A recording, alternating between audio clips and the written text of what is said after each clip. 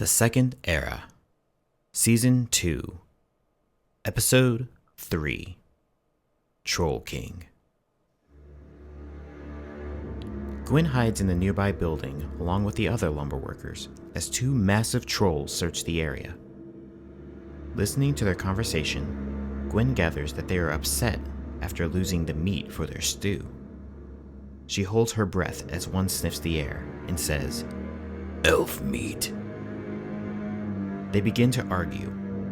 One says, "We no eat emerald elves." The other says, "TROLLKING says we eat what we want." Meanwhile, the rest of the party is making their way back to Arlendale to return the Cloudleaf. On the way, they find a trail of destruction and animal tracks leading towards the city. They discuss what this could mean and decide to find out where these animals came from. Back at the mill, while the trolls are arguing, Gwen goes to heal another one of the wounded lumber workers and accidentally gets the attention of one of the trolls. Before they look in the building, she quickly makes a distraction using thaumaturgy, and the trolls look elsewhere. Following the animal tracks, the rest of the party approaches the lumber mill. They see one of the trolls finding a lumber worker hiding outside. The party questions whether they can take on these trolls. They sneak up closer to watch the situation. They hear the trolls saying that they will ask Troll King Grumstock about using emerald elf meat for the stew instead. The party then discuss ambush tactics, but as they go back and forth on possible plans, the trolls walk away. Gwen and the rest of the party regroup and question the lumber workers about the trolls.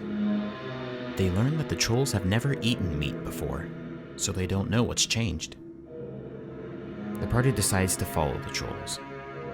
Deep in the forest, the party finds the troll village. They only see one guard at the gate, so they form a plan.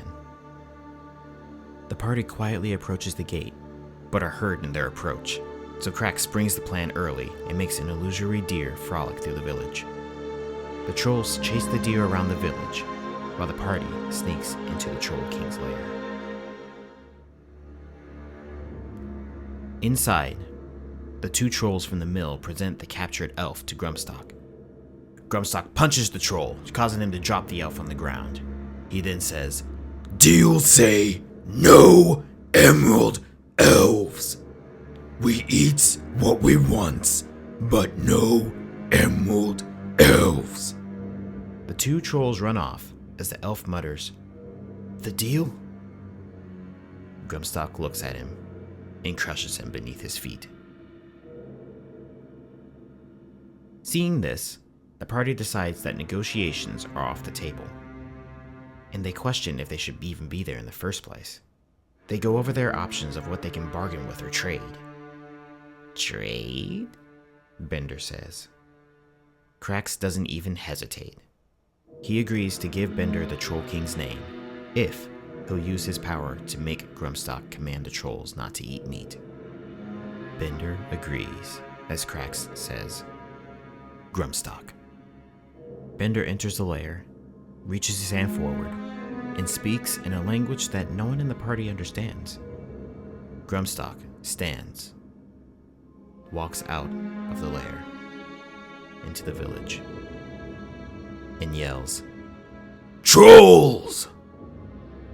No meats! No meats! Troll King!"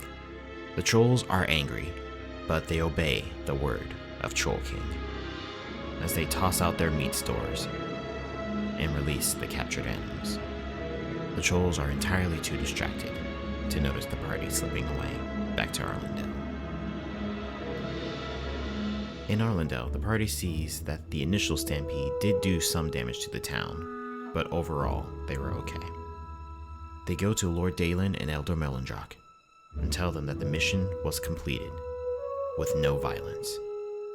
Melondrock speaks with the tree roots in his room and is surprised when they confirm their success. Melondrock nods in appreciation to the party.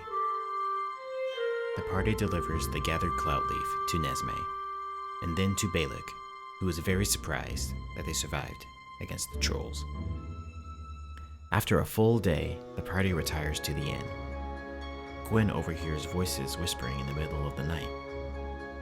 As she presses her ear to the wall, she hears the voices of Krax and Bender speaking, but she's unable to determine what they're saying without getting closer. She decides to go back to sleep.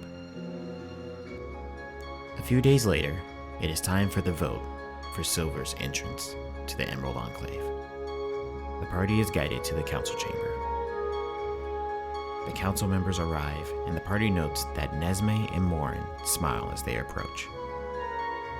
But Balak and Elder Melanjock remain stoic. Once everyone is seated, Lord Dalen speaks. This is Silver Amadon. She has helped me on numerous occasions and has proven herself time and again.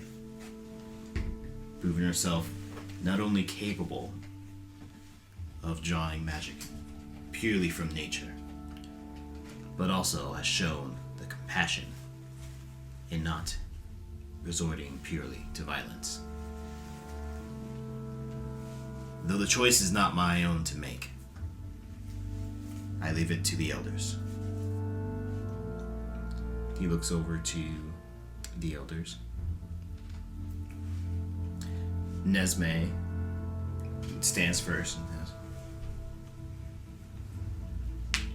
"You have proven yourself, you and your team, by helping us to gather Cloudleaf when our resources failed. For that, we thank you."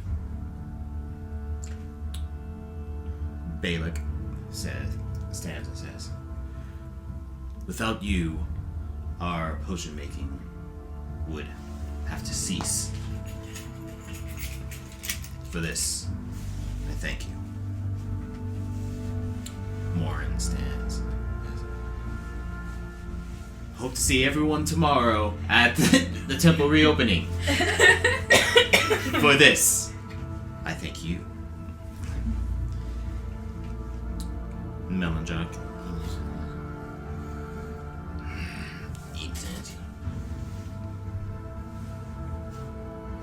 "You did what I asked."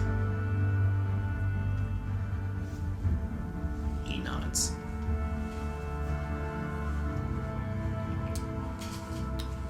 Dalen looks to you and says, "Silver, do you wish to join the Emerald Enclave?"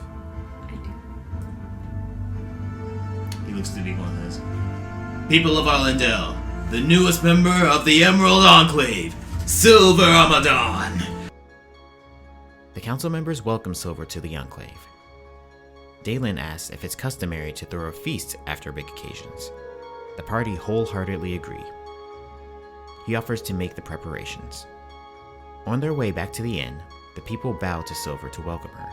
The party decides to dress Silver up for the feast, so they stop by a weaver to have a dress made. At the inn, the innkeeper gives them all their money back and thanks them for staying at his inn. The feast is thrown later that evening. At the feast, Dalen and Silver discuss more details of joining the Emerald Enclave. Silver asks if Dalen is married. He says no. She says, okay. The next day, Gwen goes to the temple to prepare for the grand reopening. Maester Chetwin is frantic with preparations. Gwen greets him, and he panics, saying that he forgot to invite him. He asks her to use the communication stone in the back to invite Tuma Ab, an old friend of Gwen and prominent knight in the church, known for his gleaming silver armor. She uses the stone and contacts him. He is surprised to hear that she is in the High Forest. He says he'll come and they will speak more when he arrives. Morin arrives at the temple as Gwen lets Chetwin know that Tuma is coming. The festivities begin, and Morin addresses the crowd. He thanks everyone for coming and thanks all of the people for helping rebuild the temple. He praises Gwen for gathering all the people together and orchestrating this event. And he praises Maester Chetwin for never losing faith. Chetwynd spends the next moments reading from the ancient text and invites everyone to the next sermon. As things settle down, Tuma greets Gwen. He says he's very happy that she's alright. He tells her that only some of the church knights that went to the Castle Natar assault returned, and that the Faction Alliance forces as a whole were decimated from the dragon. He asks how she arrived here. She tells him it's a long story, but her and a group faced the dragon at Natar, then made a portal, ending up somehow in the Glimmerwood. Then, through a series of events, made it here to the High Forest.